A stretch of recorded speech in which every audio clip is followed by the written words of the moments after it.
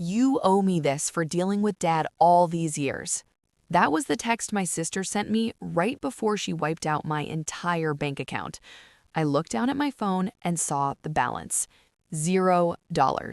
$210,000 transferred out in seconds. That wasn't just savings. That was the settlement money for my son Daniel's spinal surgery. It was the only thing standing between him and a lifetime of pain. And the transaction log made it crystal clear who did it. Melissa's Samsung. My sister didn't just steal from me. She stole from a disabled 12-year-old because she felt entitled to a payday. I stared at the screen, and for the first time in my life, I didn't feel like the nice, helpful sister. I felt like a fraud investigator who just found her next target. Before I tell you how my son became the most dangerous person in this family, drop a comment and let me know where you're listening from right now. I want to see who's on our side. You are probably asking the same question the fraud department asked me later. Why did a fraud investigator, someone who hunts financial criminals for a living, give her unemployed sister access to her bank account? Sounds stupid when you say it out loud, but financial abuse doesn't start with a theft. It starts with a story. For 12 years, the story in my family was simple. Catherine left and Melissa stayed. I was the selfish one because I moved 4 hours away to build a career.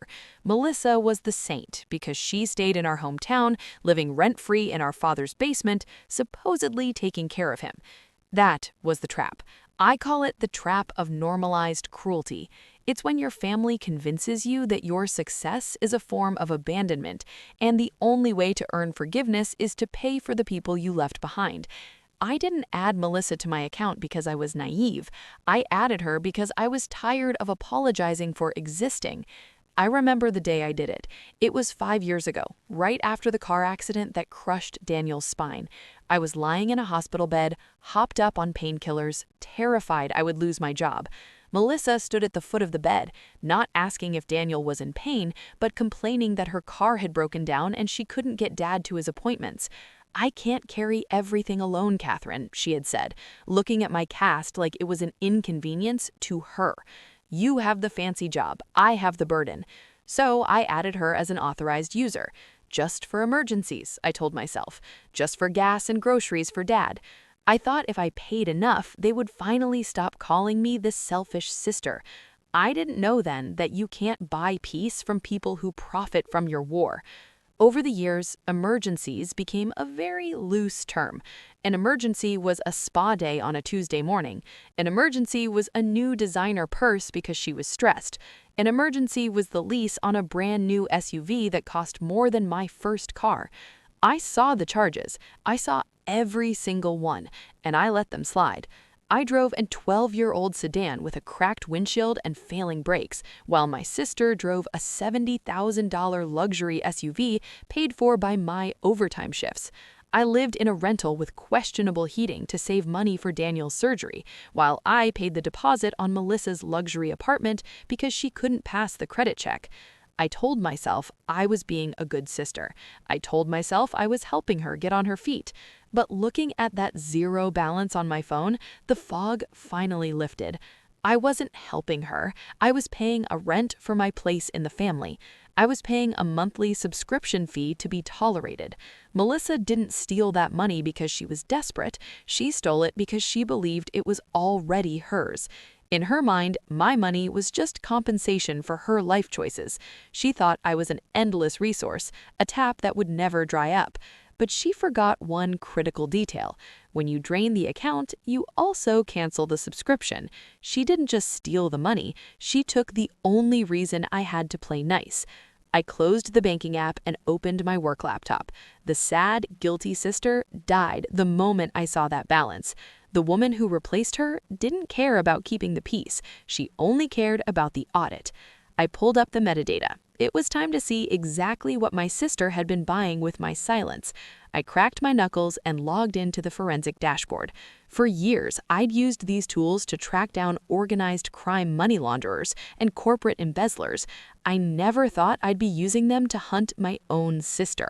I didn't just look at the bank app, I pulled the raw transaction metadata. The screen filled with lines of code, but to me, it was a map. The money hadn't gone straight into Melissa's personal checking account. That would have been too easy, too traceable. Instead, it had been routed through a series of digital hops designed to look like legitimate purchases.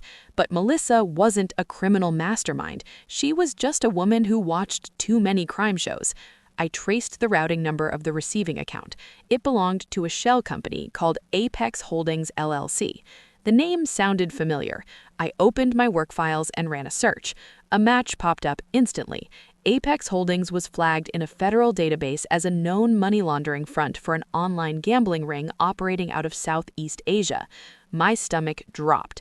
This wasn't just family theft. This wasn't just Melissa taking money to buy a new SUV or pay off a credit card. She had wired $210,000 directly into a federal crime syndicate. She had crossed the line from a civil dispute to a felony. Federal wire fraud, money laundering, conspiracy. I leaned back in my chair, the glow of the screen illuminating the dark kitchen. Melissa thought she was smart. She probably thought routing the money through a business account would hide it. Instead, she had just handed me the nuclear codes. She wasn't just a thief anymore. She was a liability to the United States government. I kept digging. I needed more than just the money trail. I needed to know where she was right now. I pulled the GPS data from her linked device. The location history painted a damning picture. Yesterday afternoon, when she told me she was taking Dad to the cardiologist, her phone was pinging off a cell tower next to the Diamond Palace casino on the state border. She hadn't been with Dad. She had been gambling away the last of her own money, probably getting desperate enough to finally pull the trigger on mine. Then I heard a soft noise behind me. I turned around. Daniel was standing in the doorway, clutching his stuffed bear. He looked small in his oversized pajamas, but his eyes were wide awake and terrifyingly clear. "Did she take it?" he asked. His voice was quiet, steady. "Did Aunt Melissa take my surgery money?" I looked at my son. I wanted to lie. I wanted to tell him it was a mistake, a glitch, something I could fix with a phone call, but I was done lying to protect the people who hurt us. "Yes," I said. "She took it all." He didn't cry. He didn't scream. He just nodded, a dark understanding settling over his features that no 12-year-old should ever have to wear. "Then we take her down," he said. It wasn't a question, it was an order, and looking at him, I realized he was right. We weren't victims anymore. We were hunters, and the hunt was just beginning. I had the where and the how, now I needed the why, or rather, I needed the proof of intent. In a federal case, the difference between "my sister said I could borrow it" and "I conspired to commit wire fraud" is often just a text message. And Melissa was sloppy with her digital footprint. I didn't need a warrant to see her communications. Years ago, when I bought her first smartphone so she could apply for jobs, I added her to my family sharing plan. She never left it. She probably forgot it existed. I opened the cloud dashboard and clicked on the message archives. She had deleted the thread with Derek, her boyfriend, but she hadn't cleared the recently deleted folder. I hit restore. The conversation populated the screen, timestamped 3 hours ago. "Melissa, it's done. The ATM finally paid up." Derek, "All of it?" Melissa, "Every cent. 210 grand. We're going to Vegas, baby, first class." I stared at the word ATM. That was what I was to her.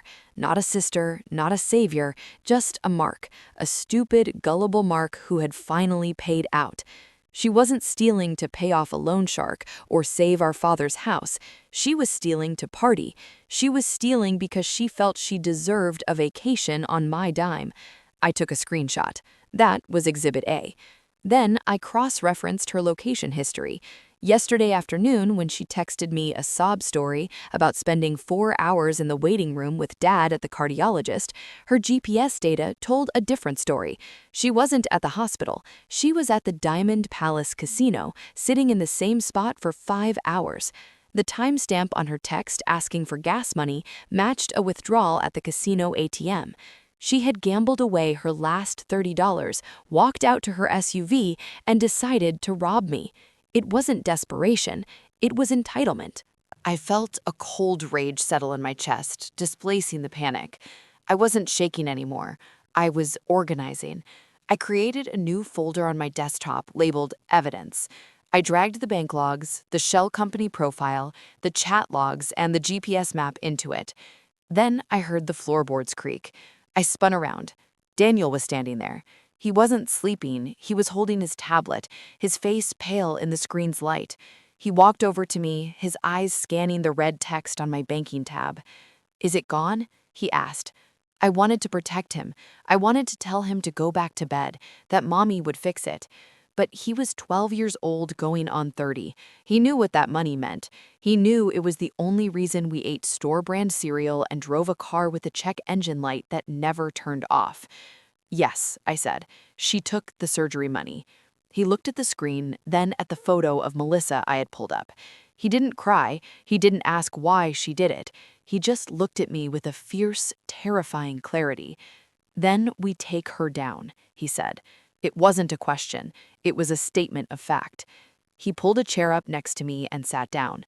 "I can help," he said. "I know where she hides her passwords." I looked at my son, and for the first time that night, I smiled. It wasn't a nice smile. It was the smile of a woman who just realized she wasn't fighting alone. "Okay," I said. "Let's get to work." I didn't call the police. Local cops take reports. They write down what happened and tell you to call your bank in the morning. They don't have the power to stop a wire transfer that's already halfway to an offshore shell company, but the United States Treasury does. I opened my secure work portal. In my line of work, we have a direct line to the Financial Crimes Enforcement Network. It's called a SAR, a Suspicious Activity Report. Usually it takes days to process, but when you flag a transaction as terrorist financing or international money laundering involving a known shell entity like Apex Holdings, the system doesn't wait for a human to drink their coffee. It reacts. I typed in the transaction ID, I flagged the recipient, and I hit submit. It was the financial equivalent of calling in an airstrike on my own bank account. Within minutes, the trap snapped shut.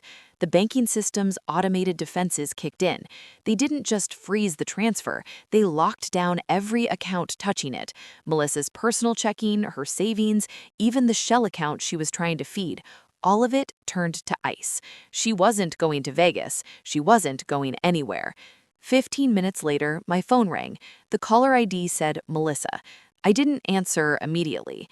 I let it ring twice, 3 times, letting her panic marinate. When I finally picked up, I didn't say hello. I just listened. "What did you do?" she screamed. The sound was so loud I had to pull the phone away from my ear. "What the hell did you do, Catherine?" "I don't know what you're talking about," I said, pitching my voice up an octave. I channeled every ounce of the scared, submissive sister I used to be. "Melissa, I woke up and the money was gone. I think I was hacked." "You liar," she roared. "I'm at the ATM. It ate my card. The app says federal freeze. You called the feds on me." "I didn't call anyone," I sobbed, forcing a tremor into my voice. "I'm scared, Melissa. That was Daniel's surgery money. If it's frozen, I can't get it back. You have to help me." There was a pause on the other end. I could hear her breathing hard, the gears in her desperate mind turning. She needed that money to pay off the people behind Apex Holdings. If she didn't deliver, she was a dead woman. And right now, she thought I was just a confused, terrified woman who had accidentally tripped an alarm. "Listen to me," she hissed. "You need to fix this. You need to call the bank and tell them it was authorized. Tell them it was a mistake, right now." "I don't know what to say to them," I stammered. "I need you here. Please, Melissa, come over. We can sign whatever papers they need. Just help me get the money back." "I'm coming," she said, "and you better not be playing games, Catherine, or I swear to God I'll burn that house down with you inside it." The line went dead. I lowered the phone. My hand wasn't shaking anymore. My face was dry. I looked at Daniel, who was sitting at the kitchen table, watching me with wide, expectant eyes. "Is she coming?" he asked. "Yes," I said. "She's coming." I walked over to the front door and unlocked it. Then I turned off the porch light. I wanted her to think I was hiding. I wanted her to think she was walking into a house of victims. She didn't know she was walking into a federal honeypot. The SAR wasn't just a freeze, it was a beacon. By the time Melissa pulled into my driveway, she wouldn't just be dealing with an angry sister, she'd be dealing with the full weight of the U.S. government. The trap was set. Now we just had to wait for the wolf. They didn't knock. They attacked the door. The sound of Melissa's fist hammering against the wood echoed through the house like gunshots.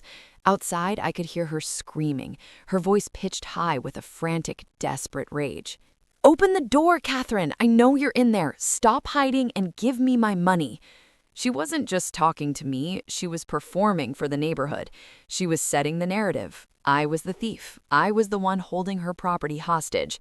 It was the same tactic she'd used since we were kids. Scream loud enough and people will assume you're the victim just to get some quiet. I looked at Daniel. He was standing in the hallway, clutching his tablet like a shield. He nodded once. I walked to the door, took a deep breath, and disengaged the deadbolt. I swung it open. Melissa stood on the porch, face flushed and sweating despite the cold. Derek hovered behind her, no longer angry, just scared. Finally, Melissa snapped as she shoved past me. "You think this is funny, freezing my accounts?" "I didn't freeze them," I said calmly, the same voice I used in court. She spun on me, fingers shaking. "The ATM said federal freeze. You called the bank. Fix it. Tell them it was authorized." She truly believed she could bully her way out like she always had. I lifted the file folder I'd been holding. "I can't call them," I said, "because I didn't do it." I handed her the document, the suspicious activity report, Treasury seal stamped at the top. The United States Treasury froze it. She stared at the seal. The words "federal wire fraud detected" were enough. "When you moved $210,000 into a shell account," I said, "you triggered a federal wire. That money was tagged. The moment you transferred it, you didn't send funds, you sent a beacon to the FBI." Derek whispered, "Bait money?" "Evidence," I said. Melissa staggered back. "You set me up. You ratted on your own family." "You're not family," I said. "You're a liability." She tried one last time, claiming she did it for us, for Dad, for Daniel. I stepped closer. "You're not a hero," I said. "You're a thief who stole from a disabled child. Your case number is 62C and you're done." Blue and red lights flooded the room. Derek gasped. Outside, black SUVs blocked the driveway. Melissa turned back to me, stripped of arrogance, pleading like a child. "Catherine, please." "I can't help you," I said. "You're unauthorized."